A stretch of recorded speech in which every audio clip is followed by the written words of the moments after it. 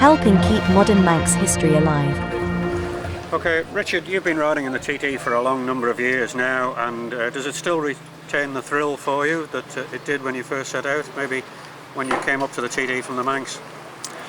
I was very young then and very excited by the challenge, and I'm still excited by the challenge. That's why I'm back again, Geoff. I was supposed to have retired numerous times, but I'm still here because I love racing my 250 and I love the TT course. You have been a 250 specialist and you've often pitted it against the bigger engine bikes, just purely for the hell of it, I suppose.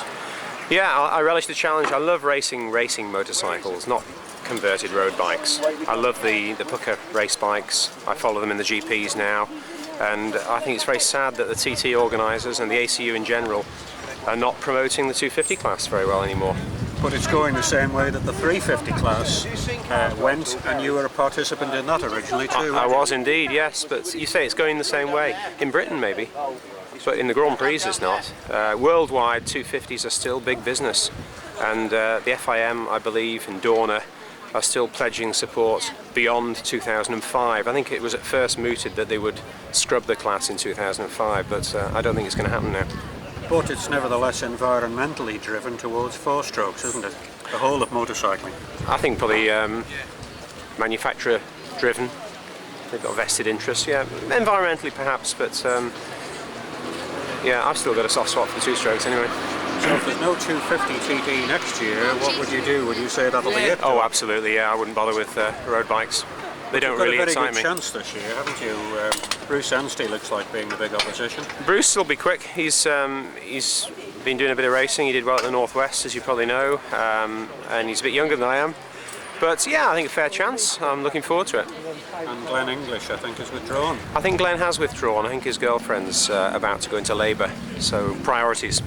Okay, but you've got priorities of your own, and you do an exacting job as an airline pilot. It can't be easy to match these two up, not for the skill, but for time off at a busy time for your employers. Well, it's been difficult, yeah, but in fact I'm not working for British Airways anymore at the moment. I'm between jobs at the moment, so I've got some time off, and I'm going to fill it in the next fortnight with this, and I'm looking forward to it. Okay, well, looking forward to seeing you riding. Thanks for your time. Thanks, Geoff. Okay. Thanks. Richard? See Dennis, see what you can do. Yeah.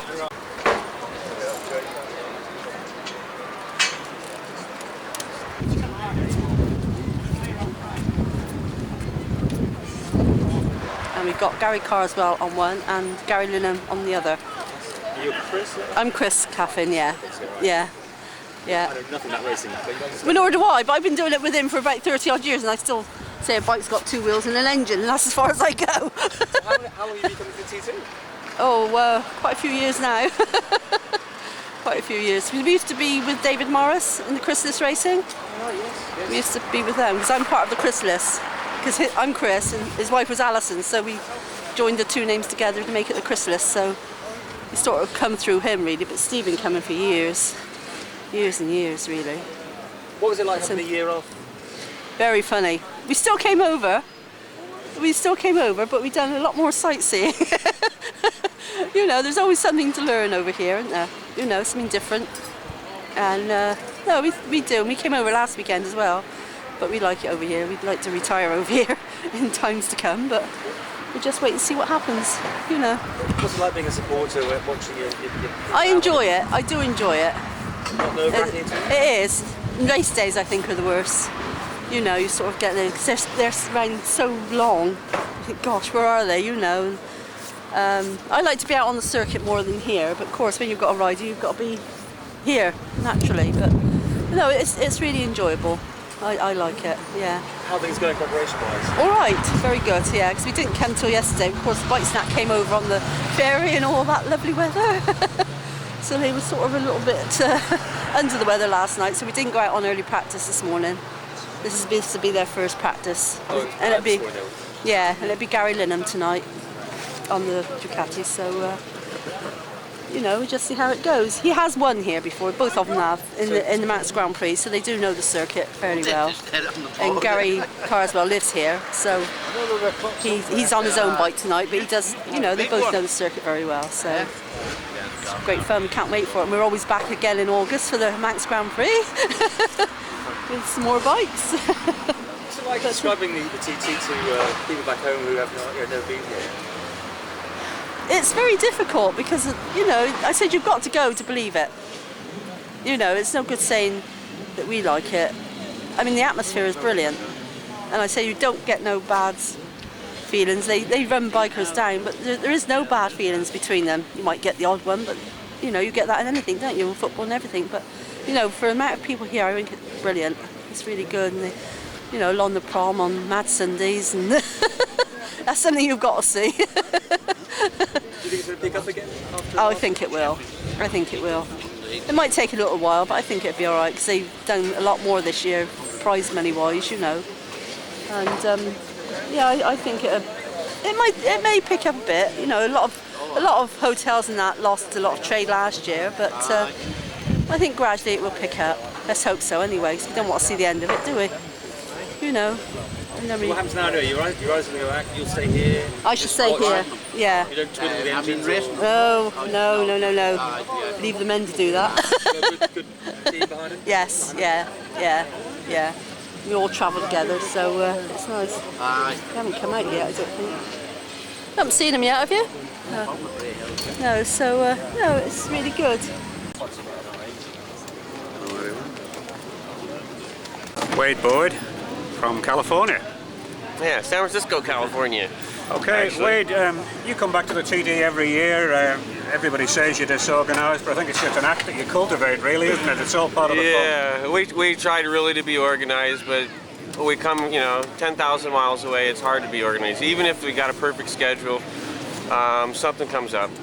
But when you're at home in the off-season, as it were, it must be difficult to convince people who live there what you're going to the Isle of Man to do. I mean, they just don't know the sort of thing we're doing here. Exactly. And only the real motorcycle enthusiasts kind of know that much about it. ESPN and Speed Vision have been bringing videos and stuff over, and it's made a big difference, but they don't really know, and they got an idea, but they don't know the severity of how extreme this is. There's nothing like this anywhere else in the world, but particularly in America, there's not many street circuits left, if any, are there? No, there's one or two. We actually have one in California, Donner Hill Climb, and they're trying to pattern themselves after the TT. It's a hill climb, 27 corners and 3 miles. I actually even won it one time. Now, when you come here, you get stuck into everything. You ride solos, sidecars, off-road, the lot. You certainly get good value for your trip over the Atlantic. Yeah, I'm on vacation. I'm a kid in a candy store. I want to play with everything. So I got a motocross ride. I'm actually here for this, for the TT, for the pavement event. But at the end of the day, you've got to make it pay somehow. Do you cover your costs with the money you get? No. So it's you're paying for the hobby then? I pay for everything. So machines as well, easy to come by? I pay for everything, yeah. I've been doing this for 30 years, so I just keep collecting them. I'm already working on next year and the year after, and I'm probably going to trade this bike away when I'm done for next year's bike. We built a single, which we now don't have a singles class. There's a lot of that little Murphy's Law. Every time we do something, it isn't a guarantee until you get here. I've had 3 or 4 problems where we got equipment and we weren't allowed into it, or this or that or whatever. Like the singles now doesn't have a singles class. It took me 8 years to get a single. We hand built the single and now it's useless. We're playing with it over there, but we built it for here. Well, I'm sorry about that, but at least you always seem to enjoy yourself when you come here. Yeah. The hair is thinning a little bit for all these colours, I see. Now you've handed it over to your mechanic to carry the loyal colours. Yeah. I was told to get a haircut. I said, no, it's falling out. I don't need a haircut. Okay, we'll have a good run this year. All right, thanks a lot. Thanks. Right on. Thanks a lot. Right. We'll be having a good one. Okay. Well, if I don't dye my hair, you can't find me when it's time to change the gas. The landlord. You like the All color? right. Does it suit me? I got this totally slimed. I need a rag to clean the Rag. Just ask the next guy over. The next guy over. Got a rag in your pocket? We have to go borrow everything. That's our specialty. Don't have a rag in your pocket, do you? Are you wanting your rags out here for a second? Yeah, go.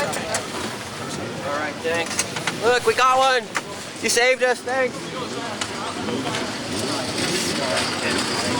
Richard, Milky Bar Kid, Quayle, you're trading on this name and it really has been a salvation to you. I don't know where the original idea came from, but it's paid gold for you really for recognition, hasn't it? Oh, I suppose so, yeah. I mean, it's just, I was just working behind a bar on the ship in Castletown and one of the boys said, oh, he looks like the Milky Bar Kid, and ever since then it's stuck really. So. Well, it's done you no harm, has it really? Oh, well, that's it, aye. It's always so nice to have a little bit of a nickname, but it's just a bit more of a friendly atmosphere as well, isn't it? Everyone's nice and friendly.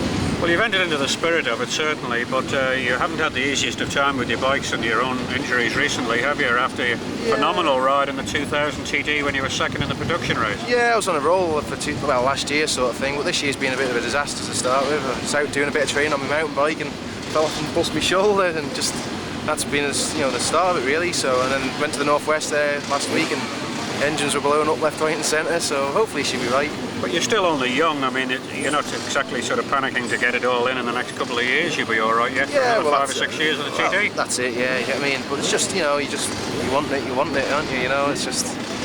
I was surprised you weren't offered a works bike after such a sterling performance. Yeah, I don't know. It's just one of them things, isn't it? So. Has anybody asked you at all about No, not really. So I've just got to do my own thing, really. Ride as hard as I can. It's expensive though to do. Well, it is, yeah. But these things happen, don't they? You know. Hopefully, one day someone will recognise me and be right enough. Yeah. So do you think you can get into the rostrum position again at the TD? I think so. Yeah, that's the goal, like. That's the because goal. that race was run in terrible conditions, wasn't it? Yeah. I mean, it was wet. I mean, I'd rather wet now. Rather wet all the way around rather than wet over Ramsey or something like that. I don't hate them sort of conditions because you just build your confidence up.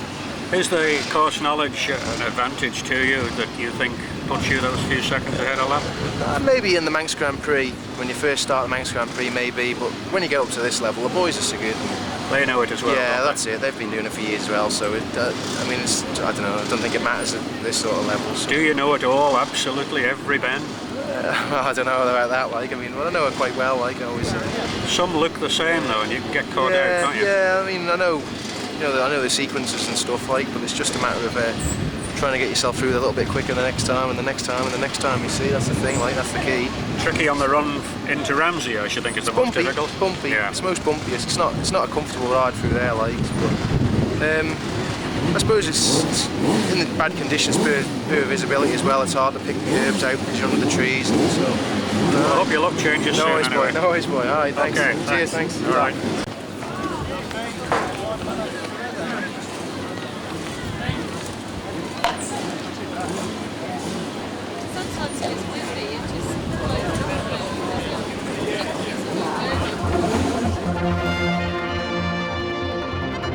Please subscribe to the IoM TV archive channel. Thank you.